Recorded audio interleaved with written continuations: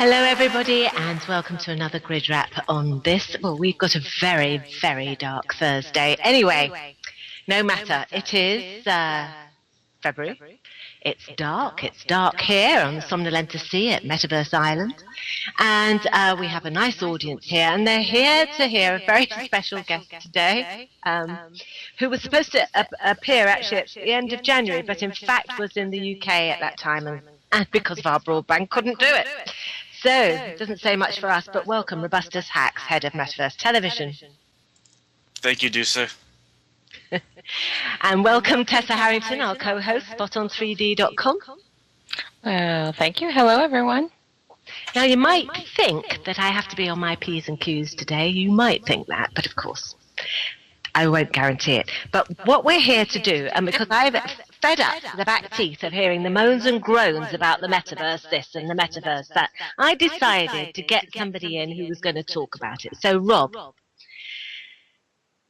what is it that fascinates you about the metaverse? What is it that draws you in, and what is it that keeps you here?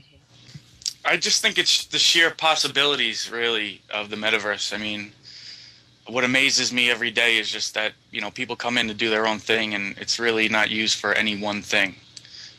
And just the sheer fact that it's global, and I've met so many nice people and made so many friends that would never ordinarily have a chance to meet in the real world. Right, so tell me this. Well, I mean, tell our viewers this, that obviously we're sitting in Second Life, which is a 3D virtual world, right? We are rather fond of it, right? Tessa has built another one, spoton3d.com. You're rather fond of that, aren't you, Tessa? Oh, exceedingly. Yeah. So what would you say to people who don't know what we're talking about? Because when I put out the notices for this program, I put the notices out willy-nilly. I put them out on the social networks, I put them out to friends, I put them out to friends of friends. Not all of them know what we're talking about. So how would you describe the metaverse if you were talking to somebody who didn't know anything, Rob? I guess I would probably refer to the Matrix movies. I guess that's kind of as mainstream as I really could explain to people. I would equate what we have now as the beginnings of something like that. Obviously, we're not controlled by robots in a pod, but I think the end game here is pretty much a realistic world where anything is possible. Okay, everything is possible. Now they were actually downloading into the metaverse, weren't they? Actually plugging their brains in. No, well, they were in the Matrix movies. They were plugged in against their will, so they had to wake up, and most of them chose not to be in the Matrix, even though the Matrix seemed to be a better life than the real world that the people of the Matrix had to deal with. See, and so is that not the same for us? Is not real life a better? Should we not be preferring real life to this life? I guess that's up to personal preference. I mean, obviously, I think too much being immersed in the virtual world is never a good thing. You lose certain basic human interactions that are vital. I don't think it'll ever be a situation where it's good to be sitting on a computer 24 hours a day. But we're in a different situation than the people of the Matrix. Obviously, the metaverse can be used for many different things, and just generally for our own purposes, we control it. Not in the opposite. Right. Well, okay. So, why start Metaverse Television, for example? Why do you think that that's a valuable thing to do in here? Well, I didn't really start Metaverse Television because I thought it would be some valuable thing to do here. I started it as a hobby. I thought pretty much that this is an alternate world. This is actually a place. As far as I'm concerned, the virtual world is a place. And there's plenty of events that go on here, and there's plenty of people and stories that need to be told. So that's one reason for there to be a need for a television company that covers the metaverse. Tessa, if I bring you in here for spoton3d.com, you're extending the metaverse to some extent, aren't you? Well, that's the main goal, is to get everybody to wake up to that there's a lot of options for them to meet even more people and more interesting lifestyles and choices, and to just not think of just the metaverse as one place, but as many places. Well, just tell me though, is it not indulgent? Indulgent? What do you mean? Yeah, well, we're saying, okay, here's the metaverse. We're all in here. We can play. We can make money in here, perhaps. We can play in here. We can find love in here, or we could, whatever you like. But when you put it against, what's happening, huge political movements that are happening in real life, huge problems with world resources, the movement of governments, starvation in Africa, famine, disease, all that. Why is this important? Why should it be important? Well, I'll tell you one thing. For one, the outcry we hear in the Middle East primarily is because they did cut off the internet, and that in essence cuts off them from the rest of the world, because whether we like it or not, the internet is like the phone, it's like the telegraph. When they first came out, there was outrage over it too, thinking people were going to change, and it did change people. It did change the way we did things, and for the most part for the better.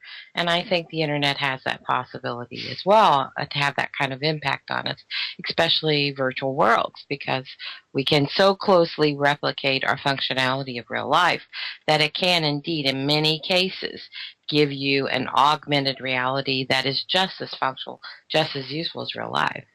But let me take you in another direction. Imagine, if we didn't have to drive to work, if even just 10% of our population didn't have to drive to work. Imagine what the impact that would have on the ecology, which is a growing concern. I mean, we got a week worth of snow in Dallas, Texas. This is unheard of. It's historical. We had ice and snow on the ground, enough to have snowfalls and make snowmen in the middle, or the beginning of February, which is very, very late in our Dallas winter season. And this is just, if anybody needs evidence that there is something very, very wrong with our weather, and that it is a result of ecological concerns, this is it. We need to start changing the way we think. And yes, there are bad things that can come out of the internet. And yes, Rob's talking about me when he talks about people on the computer 24/7, because that's my job. And I will fully admit it's not the healthiest choice in life, but I kind of think when you're a pioneer, that's just the price you pay to be the pioneer. There's people, I'm sure every body who ever branched off into a new field, that those groundbreakers, those pioneers' lives were consumed by it. And that's the way I think it has to be. You have to have some people who are completely and utterly consumed by the pursuit to actually bring it about. And I am one of those, and I will fully admit it's not the healthiest choice, and I don't want people to replicate what I do. But I feel so compelled to do this for our community, for my children, for my friends' children, because I really think this holds the solution for many, many, many of our problems.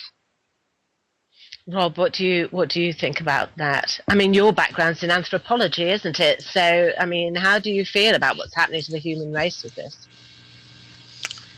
Well, I don't think we've totally seen how far we're going to take this, but I think, with all the motion sensor controllers and all these types of new gaming systems and such, I think might get some exercise playing in the virtual world after all.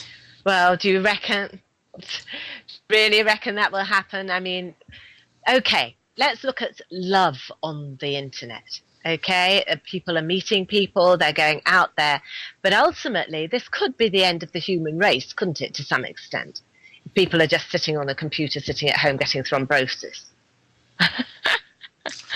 Looking at it in a light way. I don't think people are willing to completely give up the act of making love for virtual cybering. I've enjoyed pursuits on both, and I think one leads to the other, and rather than excluding it. I don't think you're ever going to have people completely give up that physical interaction. But I think it does actually kind of. I see my child. He's 16. He's going through puberty, and he's already had a couple of relationships online and a couple of relationships in real life. And he's learning so much about himself at a much lower risk than I did when I was going through my teen years. So I actually think by the time they do get, to that point where they're kissing and hugging and, eventually, yes, sex, actually, of course, no mother wants to think of their child this way. But anyway, they are human. They do it just like we do. And, I think it will make those experiences, I think they'll be more thoughtful. That's what I'm finding with my son. He's thinking about this. He's not jumping into it because there's so much peer pressure or because his hormones are raging. He's thinking about what he wants to do before he does it. And I think that's really smart. I don't think that's a negative thing. Okay. So, I mean, Rob, you're part of a generation which is kind of attached to technology in a way that perhaps other generations haven't been so much attached to technology. I mean, how do you feel that the human race is going to actually evolve around this? I haven't really given that too much thought.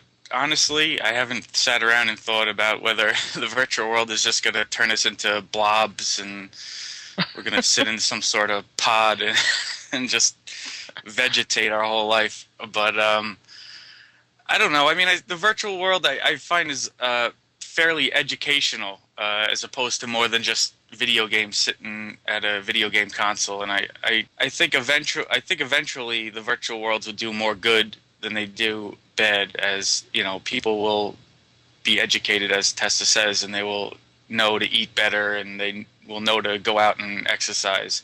The world's problems, or America's problem anyway, is more eating and exercise, and I don't necessarily think that's a correlation with gamers or people sitting on the computer. I'm sure it doesn't help, but I don't know if there's like this actual link that people are getting obese because they're sitting behind the computer. But the popular view is that the man is sitting, men are sitting there naked with huge tummies playing girls. Well, look, the reality is we are in humanity has changed. We've gone from the hunter-gatherer to the Industrial Revolution, which was a very physically exertive era. And now we're moving into this technology, full force. We have robots that can vacuum our floors. We have electrical mowers we even have mowers that can mow your lawn automatically. I mean, the strenuous things we needed to get through a day and maintain our properties, we hire people to paint the houses to doing ourselves. We have housekeepers now who come do our laundry so we don't argue over a dirty house, because we both have careers and we can afford to pay somebody twice a week to do that. I mean, these are the luxuries of the society we brought. And unfortunately, that means we're not exerting a lot of energy in ways that we naturally would to burn off calories. So to say it's any one part of our society, I think is kind of wrong. It's the diet, it's the heaviness, it's the portions, it's definitely the pre-made stuff and all the chemicals they shove into it. And it's us sitting at the internet or us couch potatoing in front of the TV. I don't think it's any one thing. It's a whole lifestyle we're kind of tromping to, and we definitely need to adjust that because, if we don't, we're going to have a short-lived history, in area, and our kids will take over hopefully and do it right. But I think we also always see a tendency to pendulum from one extreme to another, and this is definitely, I don't think anybody will deny that the internet has caused people to dip too far into the internet to a certain extent, and we need to get some balance back. Okay, so coming back to Rob, right? people are afraid of the metaverse. I mean, they don't, people I talk to out there, I'm very much a rarity. I'm talking to all generations, and I am very much a rarity. And they always come out with the age-old arguments about, their mouths turn into cat's bottoms, and they sort of look rather, they look at me in a different sort of way, as if I'm doing something very, very distasteful. And it's like, I don't know, I suppose it's like going to a new land where they thought there were dragons, and where no pun intended, where they thought there were dragons, and they thought that, animals were different shapes, and they didn't know what they looked like and all that. It feels like that when they're looking at me, that I'm a visitor from outer space, But basically, I see that as fear. So, I mean, what are we going to say to those people? Is there going to be an uptake from those kind of people, do you think? Rob? I think pretty much what we see on the internet is there's kind of a sheep mentality, where the same reaction that we're getting now for virtual worlds and Second Life is the same reaction that I got when I told my friends or whoever that I joined MySpace for the first time. And of course they all said, oh, I'm never joining MySpace, I'm never going to have a profile on the internet, oh, that's for losers. And a year later, they all had profiles on MySpace, and now they all have profiles on Facebook, and they don't think it's weird. My parents have Facebook accounts, relatives have Facebook accounts. It's become pretty much the norm, but there was a point when these sites were taboo, just like Second Life and Virtual World. So I kind of see it as, when people see more people coming in, then they will come in. Then they will get in. Well, that's always the case, isn't it? You get kind of the artist or the visionary coming in first, then you get the creatives coming in, then you get the businesses coming in, well, the fashionistas, and then you get the businesses coming in, isn't it? It's rather like sending the women in first and the men will follow. Yeah, I guess so, because, everybody knows who buys the house, who picks it. The guy may, have the bigger salary. Well, that's not so much these days anymore. But, the woman usually picks the house because, she's the decorator. She's the one who's about the aesthetics, and she must have that big bathroom, or she must have that nice granite top. So it's the woman who usually makes these decisions as far as actually picking it, because men are kind of like, hey, feed me, I'm happy, give me a roof over my head, I'm happy. But I think that holds true for all these other things too, that ultimately women lead the way. And I think the internet for us has been profoundly changing. For us to be able to unite, to communicate what's going on in our lives in a non-threatening way, I think that's just been extremely empowering. And I think that's why you see more women in the virtual worlds now than probably you do male, or at least even Steven, because we are gathering in these communities and we are networking like crazy. And I just find it extremely exciting to meet other women who are just vibrant, intelligent, creative human beings and are doing really cool things. Rob, hello? I'm sorry. Yeah, sorry. Can you repeat the question? I just want to let the audience know that I am filming at the same time. Yeah, he is filming. He is multifaceted, and he is male. So he is multitasking. So yeah, it isn't as easy as I thought. We are using every cell of his body at the moment. Rob, I was going to ask you, actually, do you have a vision for where the metaverse what direction the metaverse would be going in? I mean, at the moment, what we've got Second Life, we've got other 3D virtual worlds. We've now got this extension of it called OpenSim, which uses technology, which is open to all, and people can go from one place to another for as long as the OpenSim, as far as the OpenSim goes or ranges. Other people like Tessa are building grids that are not so much standalone, but there's different areas, a group of areas that are focused on certain things, on perhaps more interest in one or two or three areas than others. What will happen to all these disparate places? Are they not just going to be a series of web pages that we, hook into every now and again? My personal view is that the metaverse is going to be like the web is now, that people are going to be hosting their own LAN, their own virtual worlds on their own hardware, on their own servers or their own hosts. It's Linden Lab owning all of the servers in Second Life. If you want to equate that to the web, it would be like Google owning everyone's web server. You know, at some point there's a conflict of interest. At some point they can't hold every website in the world. There's got to be an opening of the metaverse at some point, and it seems Linden Lab has been refusing to, or reluctant to do so. So it's really up to them. I really feel like that's a deal breaker. If they want to keep it closed, if they do not want to open it up, connect to these open sim grids, they're going to be left behind, because I don't see the closed wall model working. Okay, so I mean, how would they take that down, as it were, now where it's been entrenched for quite some time? Well, I think they could do it a lot like we're doing it. You know, the problem has always been they started all this method of security for content, and then the issue is the real problem is how to propagate that across a network of grids that are independently owned, and that's something Spot On Synergy and Spot On 3D is really working hard for with the double Dutch delivery. And we're not the only ones with ideas how to do that.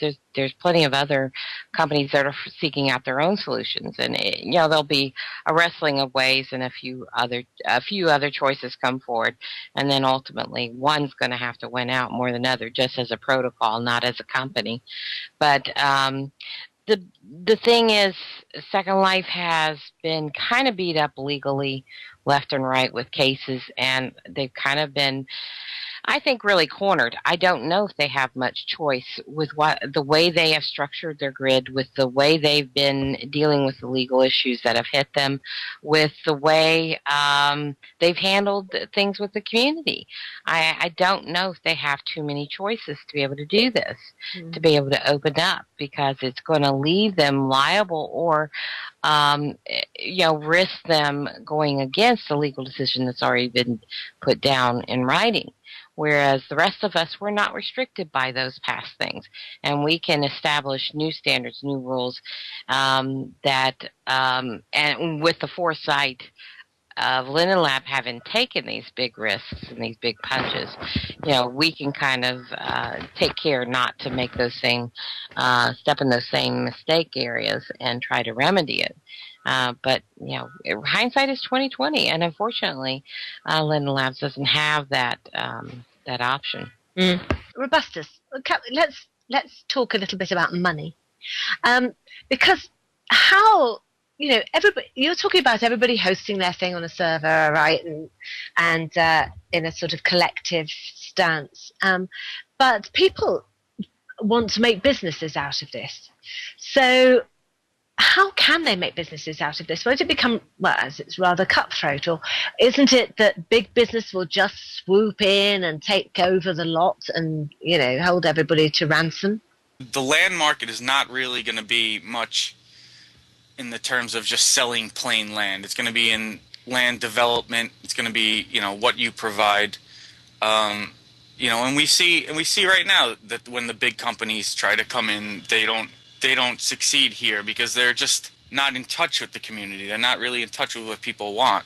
The businesses may host servers and stuff. I don't expect every person to host their own grid on their own computer or their own server software. I mean, certainly people don't host their own web pages for the most part. If you want strong internet connection, you want hardware, you pay for that. But I do think that the future lies in that open connectivity, because that's where the creation is going to lie. So people won't be bound by what Linden has set up for them.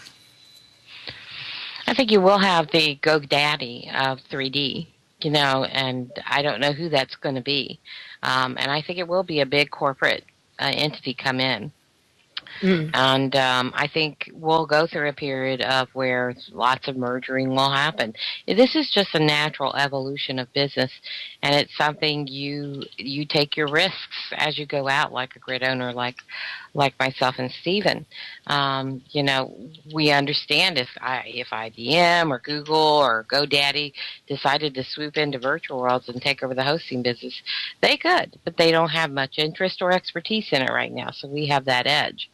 And as long as we provide a quality product at a reasonable price, you know, and that's why we've done our pricing the way we have, then I think we're relatively secure. The profit margins aren't there for the big corporations to come in, but eventually, you know, it's going to happen. It's going to happen. It's just the nature of business. But just like there are still people out there sticking to a very homegrown kind of ISP or a very homegrown type of hosting.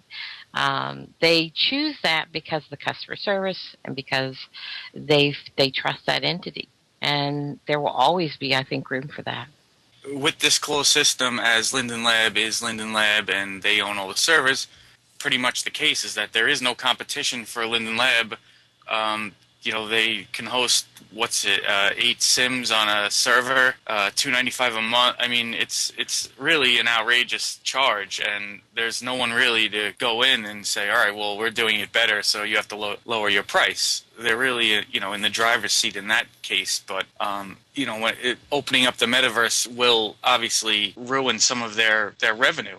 You know, the big part of their revenue is selling a sim for $1,200 US for a setup fee, which is automated now, and $295 a month for a full sim, which is 1/8 of a server. So essentially, if you rented land from Linden Lab for a year to 2 years, you could have bought yourself a high-powered server twice over, owned it, and be hosting your own grid on that server, essentially. So you could see how Linden, you know, is kind of handcuffing everyone in that sense.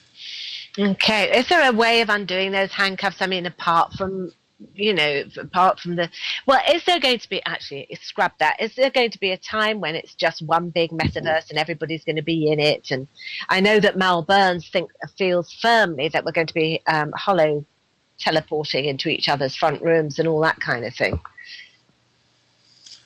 Well, they already got software out there for, well, not the Microsoft Kinect. They've had demonstrations of kind of like a 3D virtual where the Kinect scans your whole body and then it puts you in this kind of virtual space and it scans someone else from their own Kinect, and instead of being an avatar, you're your real self. So I know a lot of people are always weirded out by avatars. They don't always get it, but you know, maybe they get it when it looks like yourself. Wow, I might get it a bit less, probably.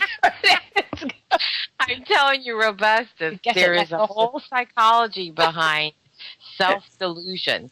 And the thing they preach about is if we really saw ourselves from outside, how everyone else sees us, and they have done studies on this where they've given people that glimpse of themselves from a distance, if you will, and they actually become quite repulsed to the point of throwing up sometimes. Because it is so revolting. It is such a clash from what they have in their head. So I'm not absolutely positive they're going to feel more comfortable in their own skin, if you will, because they don't perceive themselves to look, feel, or they'll say, that's not me. That's not me. That's not me. Because they remember themselves. I still do, from when I was in my early 20s. You know, when I always will. That picture I have in my head. And I have no concept of who I am at this age. If I saw myself from outside, I would be appalled. You know, I'm sure I would. I'd be like, that's not me. I don't have those lines. Where are those lines? Those aren't me. You know? So I'm not convinced holograms are going to be, that aren't editable, are going to be really successful because of that. They may be editable as, you know, technology gets better. I don't know if you've seen the new Tron movie. Jeff Bridges is virtually, you know, young again in that movie due to, you know, the new graphics and technology. I kind of see that in the same vein. You know, perhaps we'll be able to do that Well, Lisa Herman says, I would rather see the real life person. But, Lisa, we all know you're beautiful inside out and real and in virtual. So, Yeah. I think... wait till you hit, a little older age. Well, I don't think it's even that, really, is it? I mean, when we look at who are the people that are on the metaverse at the moment, you're thinking about, it's the developers, it's the people who are really, really excited about code, it's business people and all the rest of it, and this huge wave of people who have been basically not accepted by society because of the way they look. They don't get a normal crack at the whip, no pun intended. Maybe. Yeah, and I can't see that that's any different. It's human nature. It's not nice, but it appears to be human nature. Discrimination appears to be human nature for some reason. It is very prevalent. So in society, and this to some extent equals it out. And it gives people a chance to do stuff, without comment, without judgment all the time. So I'm not sure that holographs are going to do it for people. I agree, because there's a lot of discrimination because of your shape, your size, your skin color, your eye shape. People are more drawn to people with blue eyes. I mean, please, people should not be defined by these things alone. Sure, they play a role, and that's just human nature. But there are whole segments of our communities in real life that are being marginalized, outright marginalized, strictly because of their lack of meeting that certain a certain mold. And this is from somebody who in her younger years was a model. I had a quite fetching figure. I was not a tall girl, but I certainly could put on some 4-inch heels and whack it around, babes. I was one little hot little package. So I know what it's like to be on the beautiful side and well accepted and pretty popular, and to now be on the fluffy side with lusty hips and thighs and not quite meeting, what everybody would love or expect to see. I'll be the first to say that this is an idolized version or idealized version of myself. And I have no shame in saying that. Life has dealt me some physical blows that keep me from retaining this beautiful figure I see here. And this is the place where I can get back in touch with that side of me, and I don't have to be trapped in what life has thrown at me. And I can finally be who I was again. But you know what? The experience long-term has just been phenomenal. I don't regret losing my figure because it's taught me so much more about myself internally. It's made me work harder. It's made me really prove who I am besides my appearance. And I think that's an important lesson too. And I'm not going to make any comment on that one at all. Why? Well, because I know all that, and I think that's great, but actually I'd rather be me. And so that's even with that, and I do believe that we can have both. So not all the time. People are going to want options. They want to look like themselves. They should be able to. If they want to look like someone else, they should be able to. But that's the great thing about the metaverse is that it does give people an equal playing field, really. I mean, it's really kind of maybe, the American dream in reality where really are not judged by the color of your skin or your nationality or your sexual preference or whatever else comes along with, someone's judgments that happen in real life. But, physical handicaps can be overcome. Everyone is pretty much on an even ground here, and it's about how hard you want to work. Until your insides. I've said many times that it's a shell. If everybody looks beautiful, then how do you judge somebody? You judge somebody by what they say, how they carry through. Exactly. You listen better, and you compare their actions to their words. And I think that's the real value of all this, because we can no longer judge somebody just on their outside shell in here alone. We find, there's role-playing people who are role-playing being business people, doctors, lawyers, professors. And it becomes really quite apparent, I think, if you're a good listener pretty quickly. And you can tell the difference between somebody who's real in virtual and who's role-playing in virtual. And, it's sad when you see that, because some people truly do lose touch with reality. And I've seen it a few times, but it's usually people who have some mental illnesses anyway and find virtual world, and it's their escape from their reality of their situation. It's just, we as good residents of the grid have to, just be a little more careful and listen well, and understand that these are people who are kind of lost, and this is their outlet as well. And, well, there is that element of it, isn't there? That actually, because of its immersive nature, that there is an element of losing, but that will even out as people become more familiar with what this is and more accepting of what it is. I mean, I nearly had a heart attack the first time I heard somebody speak in here, because it's right in my ear. I wasn't on speakers, I had a headset on, and so it was right in my ear. It happened to be male, and it felt incredibly, not intrusive, but intimate. Yeah, it was in my personal space, if you like. And so it gave me a shock. But once I'd placed that once I'd grown used to the mores of what was happening in here, and not how the technology worked, but how it affects me, then it becomes more commonplace, and I am able to step back with a distance in a detached way and hear those voices in a different way. So it becomes a new way of operating. So, Rob, why your passion for the metaverse? I mean, I've always been a geek. I've always been interested in technology and the internet and the things that we've been able to do since it's been invented. The metaverse is an extension on that. There's really no limit. My passion really lies within, filmmaking and broadcasting, and that developed over time. That wasn't always my passion. I wasn't a filmmaker or in media before I came into Second Life.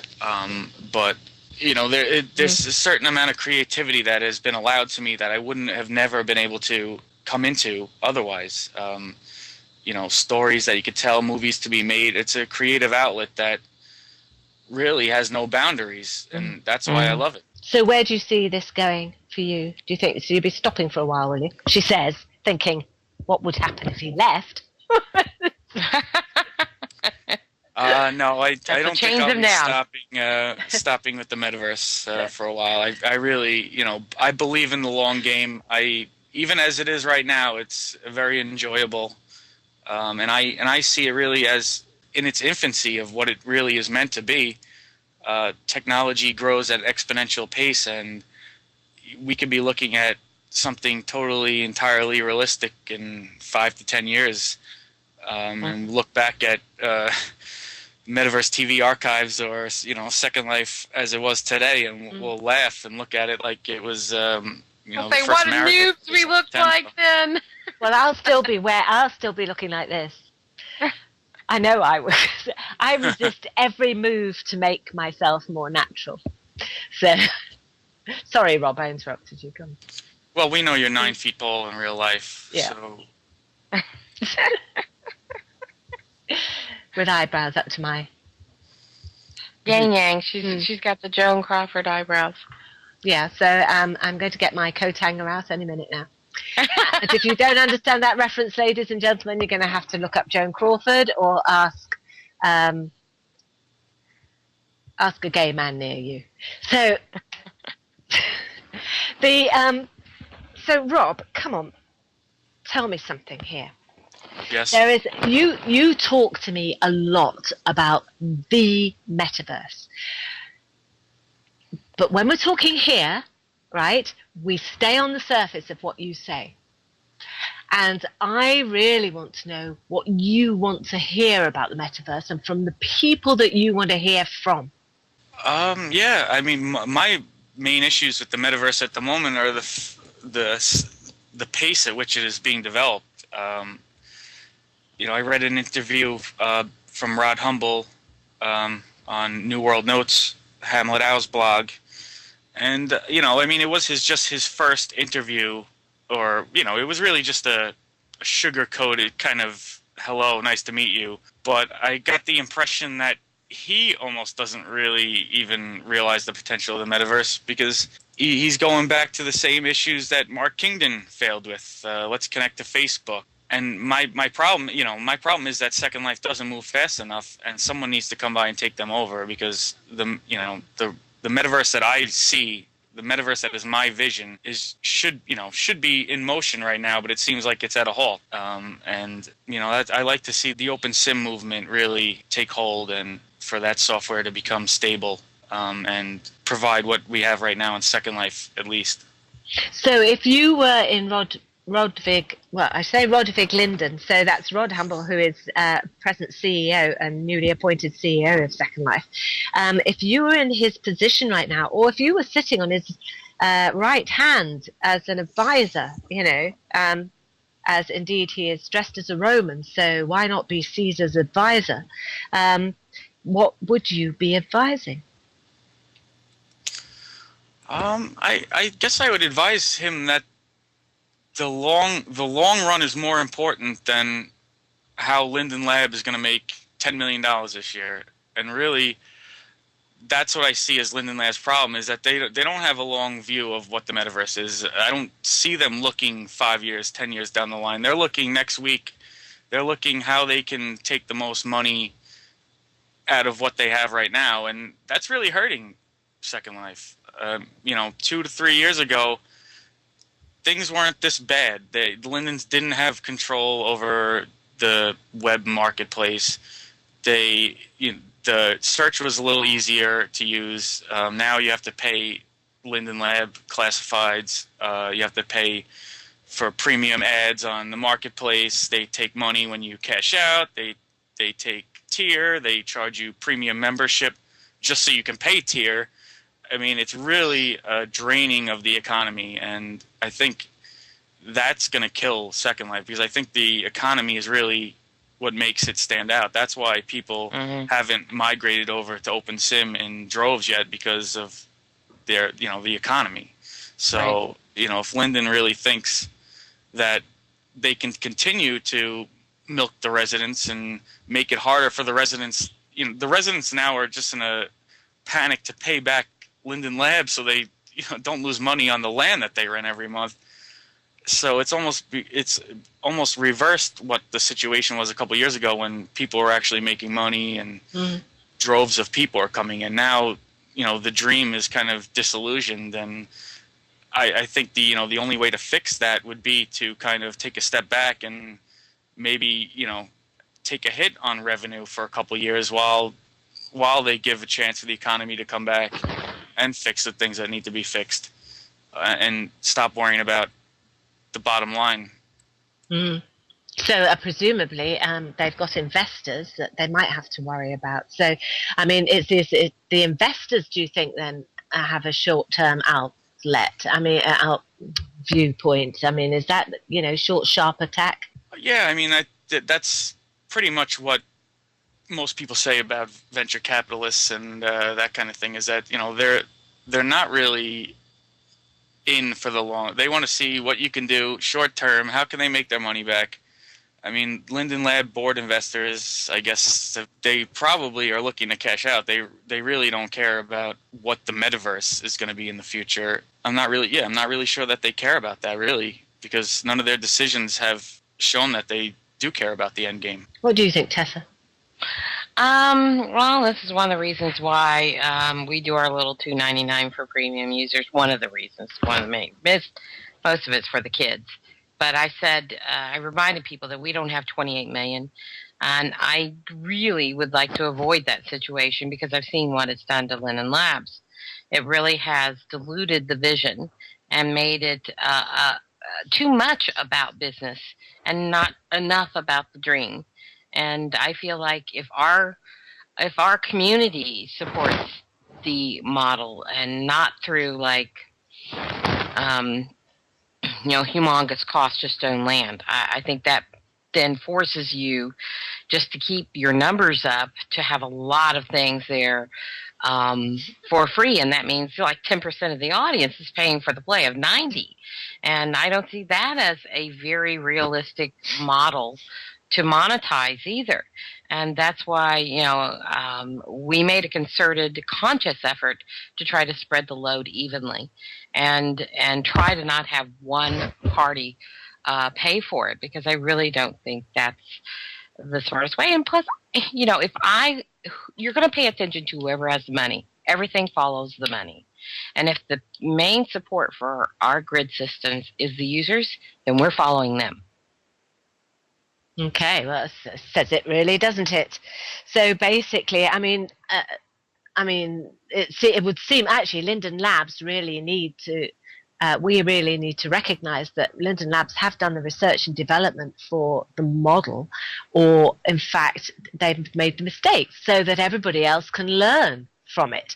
And therefore, but there are an awful lot of 3D worlds going down the pan, aren't there, at the moment, whether they've got big business behind them or not. I mean, you've got There.com at Kniva, you've got, was it Home went down, didn't it? Or maybe that's still there. And no, Home is still there. Home's still there. I think they've changed it, though. And then Lively and goodness knows what. So, what are the hopes? What are the hopes that it's sticking? I'm going to go to Tessa first. We're wrapping up now, Tessa. So, what are the hopes that it's sticking? Well, I think because the Open Sim system is truly a grassroots system, and the audience, the niche audience that is there right now, is very savvy. They're going to sniff out somebody who's doing things just for the money and not for the community, and I think they're going to avoid them. They may do a shiny, bright thing for a while, and then they're looking for that heart and soul again.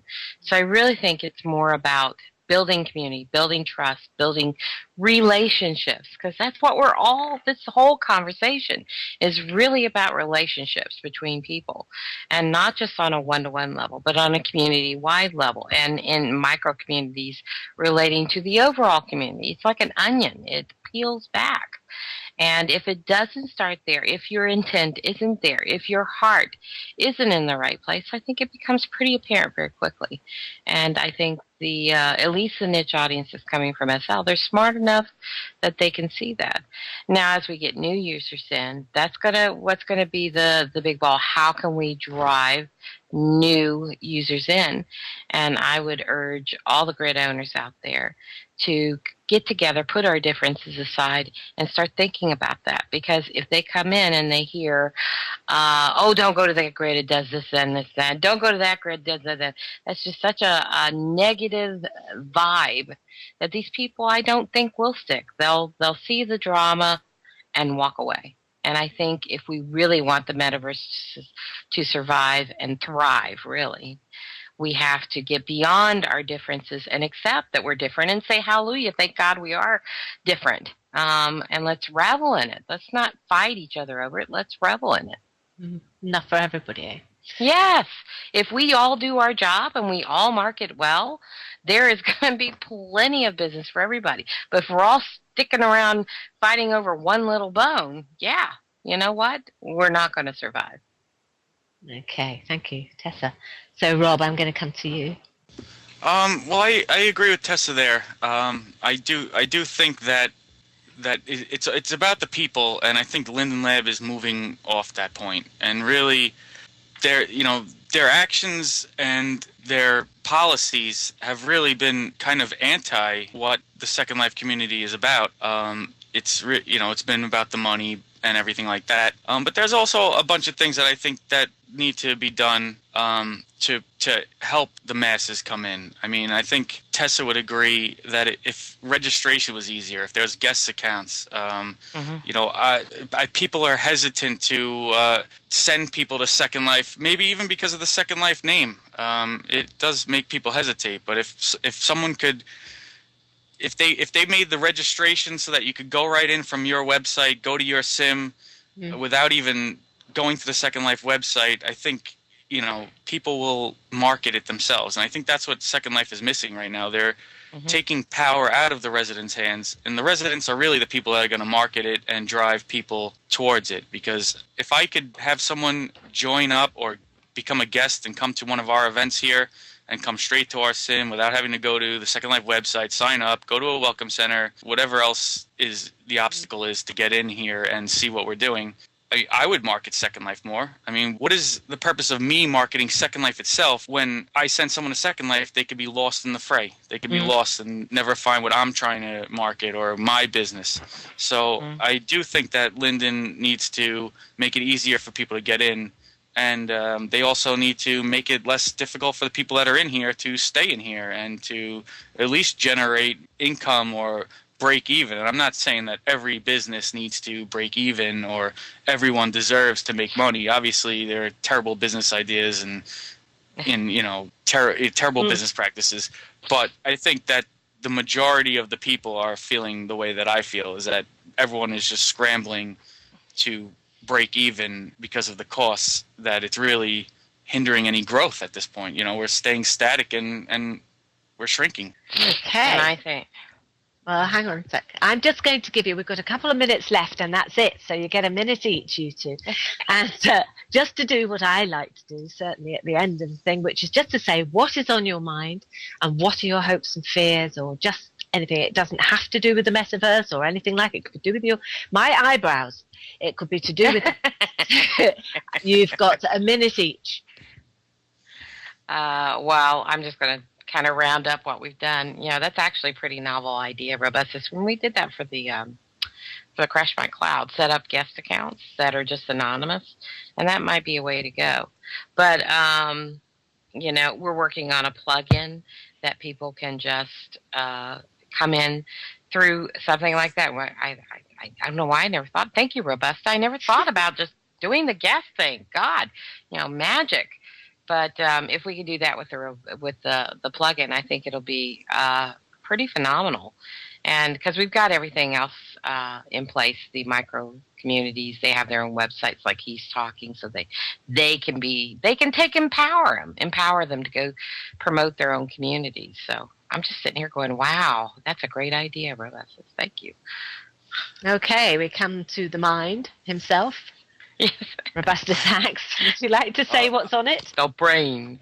Well, I just wanted to respond to one of the people said that maybe guest accounts would increase griefing and trolls and all sorts of things, but I think there's ways around that. I think you can set up guest accounts and you can limit their access. I don't think guest accounts need to type to other people. It would be nice, but I don't think that's vital. I think really what a guest account would do is just show people what it is before they come in. People have heard about Second Life, and probably what they've heard isn't necessarily good, so they hesitate to sign up and come in. But if they were to come in as a guest, or they don't even realize that they're in Second Life, they might stick around. They might say, hey, you know what, this is cool. I could stick around and I'll go sign up for an account and start dressing up my avatar and spending money. Yep. Well, I would never want to take away their voice, so all we've done is restrict where they could build, and they can do basically anything else except scripting and owning land. Okay, you had a minute each. That's it. Okay, I'll hush. I'll hush. It was just what was on that particular person's mind at that particular point, and so unfortunately we've come to the end of our program, and Mr. Hax will probably be staggering off, sweating like a navvy and switching off all his equipment any minute now. I just need to say thank you very much, Robustus, for coming in, and I hope your arm is better. And thank you very much, Tessa, and as usual, and we'll see you again. We're going to be doing some very exciting things on GRIDwrap in the next few weeks, and changing a little, throwing things up in the air a bit. So stand by for that. But thank you very much, guys. Thank